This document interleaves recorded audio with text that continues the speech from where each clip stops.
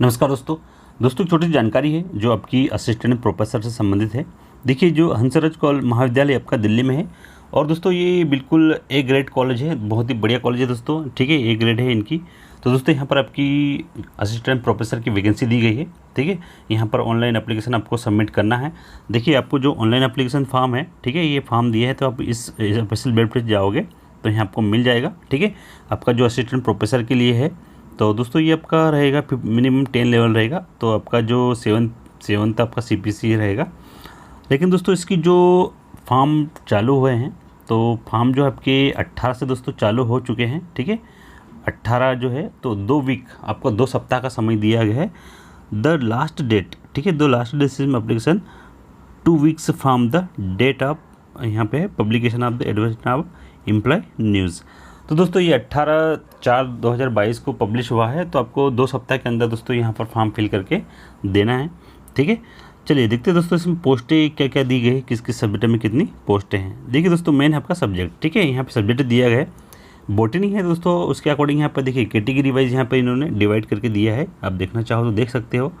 Category में देखिए आपका जो ये सब्जेक्ट है, ठीक है, और ये आपकी कैटेगरी है जनरल की है, OBC SC ST और EWS। तो दोस्तों पोस्टें काफ़ी कम है, लेकिन आप इंटरेस्टेड हो तो एक बार ज़रूर देख लीजिए। ये आपका जो कॉलेज है दिल्ली में है, ठीक है, वहाँ से दी गई है दोस्तों। इसमें ऑलरेडी आपका API स्कोर लागू होगा। आप ऑलरेडी जानते हो कि अधिकांश जो यूनिवर्सिटी से दोस्तों होती है तो API स्कोर लागू होता है। देखिए यहाँ पे असिस्टेंट प्रोफेसर की क्वालिफिकेशन दिया गया है। ठीक है, देखिए वही है दोस्तों, आपका UGC के अकॉर्डिंग ही है।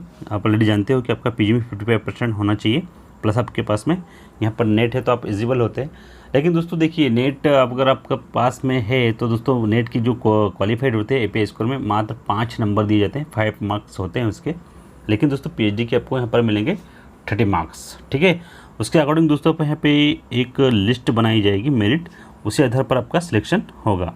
देखते हैं दोस्तों API स्कोर किस तरह से यहाँ से इंक्लूड होगा। तो सारी जानकारी इसमें दी गई है, तो हम देखेंगे लास्ट में उधर आपका API स्कोर कैसे उसकी गणना की जाती है। ठीक है, देखिए यहाँ पे दोस्तों दिया है the direct recruitment of the post assistant professor in the college shall be of the best of the merit for art India advertisement and selection by the duty constitute selection committees. ठीक है, दोस्तों एक committee बिठाई जाएगी जो selection होगा उसके अंतर्गत। दोस्तों ऑलरेडी आप जानते ही हो, ठीक है, कमेटी होती है जो आपका फॉर्म सिलेक्टेड होगा, उसमें दोस्तों इंटरव्यू के लिए आपको कॉल किया जाएगा। ठीक है, देखिए यहाँ पे इन्होंने मेंटेलिटी तो दोस्तों दी है, मेंशन किया है द नेशनल एलिजिबिलिटी टेस्ट आपका जो नेट है shall be minimum eligibility in appointment of the assistant professor.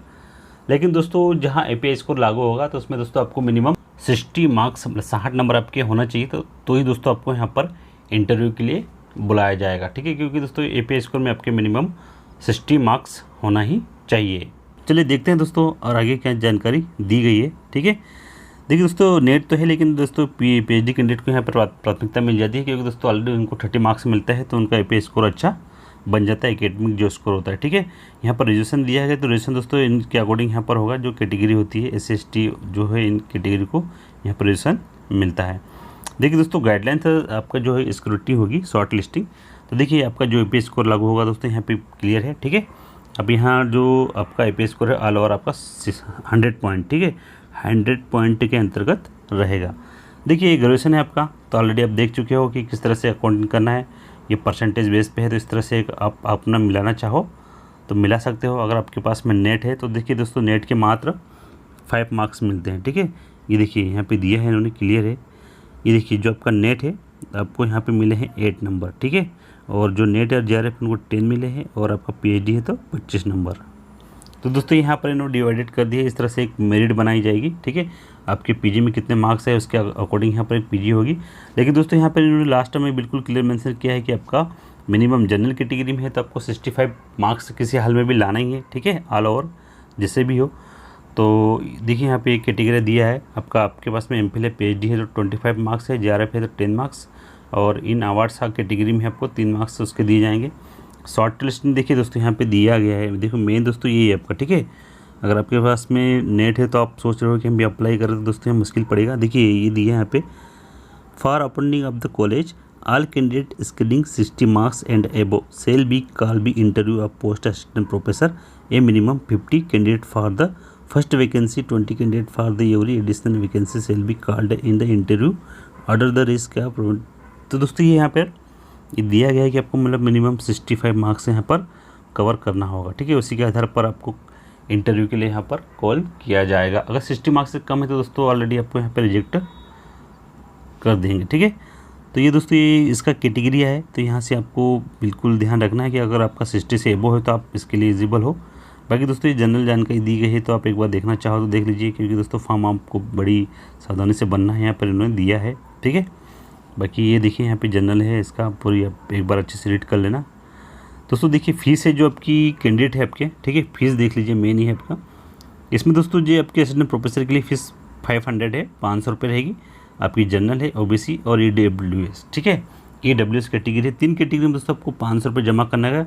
फिर ऑल ओवर दोस्तों जितने भी कैंडिडेट है, SC ST OBC है और ऑल वुमेंस, ठीक है, यहाँ पे दिया गया है। And women's application no fees. तो दोस्तों यहाँ पर बाकी कैंडिडेट को फीस देने की ज़रूरत नहीं है। बाकी जो मेन है आपके जनरल कैटेगरी है, ओबीसी है और ईडब्ल्यूएस कैंडिडेट है, उनको यहाँ पर फीस करना है 500 रुपये, ठीक है। और कैंडिडेट जो वुमेंस है दोस्तों उनको फीस नहीं करना, किसी कैटेगरी में भी हो, ठीक है, उनके लिए यहाँ पर निःशुल्क है, फ्री है। बस दोस्तों ये आप देखना चाहो तो इसको एक बार रीड कर लेना। जानकारी दोस्तों ये यहाँ पे दिया गया है जनरल इलेक्ट्रिशियन, इस तरह से कि आपको TAD नहीं मिलेगा, इस तरह से फॉर्म से संबंधित जानकारी दी गई है, ठीक है। बस दोस्तों एक छोटी जानकारी आप तक पहुँचाना था। अगर आपको जानकारी अच्छी लगी हो तो वीडियो को लाइक, सब्सक्राइब और कमेंट जरूर कीजिए। चलिए मिलते हैं स्टूडियो में। जय हिंद, जय भारत।